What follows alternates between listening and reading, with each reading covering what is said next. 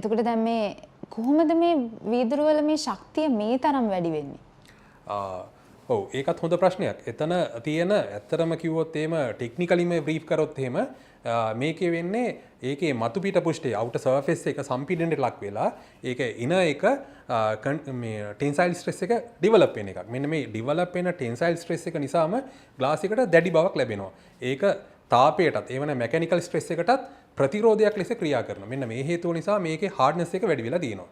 එතකොට මේ වගේ වීදුරුවක් කැඩුනහම සාමාන්‍ය ලොකු වීදුරු කැඩෙනවට වඩා ඉතා කුඩා සියුම් පබළු හැටියට තමයි කැඩෙන්න පටන් ගන්නේ. මෙන්න මේක තමයි මේකේ මේ ශක්තියයි ආරක්ෂාව වැඩි වෙන්න මූලිකවම බලපාලා තියෙන්නේ.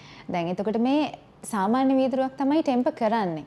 එතකොට මේ ටෙම්පර් කරන ටෙම්පර්ඩ් ග්ලාස් එකක් කොහොමද සාමාන්‍ය වීදුරුත් එක්ක වෙනස් වෙන්නේ? දැන් අපි සාමාන්‍ය වීදුරුවක් ගැන සලකා බලපුවහම ඒකේ ලොකු ශක්තියක් තියෙනවා කියලා අපිට බලාපොරොත්තු වෙන්න බෑ. අපි දන්නවා ඒක මේ භාවිතා කරද්දී කැඩෙන්න තියෙන ප්‍රවණතාවය වැඩි.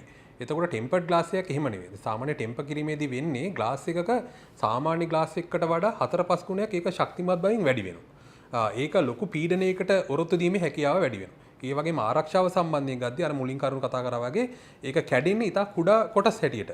එතකොට අපි නිකන් හිතමුකෝ ඇනල් ග්ලාස් එකක් කැඩෙන එකත් මේ ටෙම්පර්ඩ් ග්ලාස් එකක් කැඩෙන එකත් අතර වෙනස ආරක්ෂාව සම්බන්ධයෙන් සලකද්දී ඒක ලොකු සාධකයක්. ඉතින් මෙන්න මේ හේතු තමයි මේ මූලිකවම මේ ටෙම්පර්ඩ් ග්ලාස් එකත් ඇනල් ග්ලාස් එකත් අතර වෙනස් වෙන්න මූලිකව බලපාන්නේ හේතු.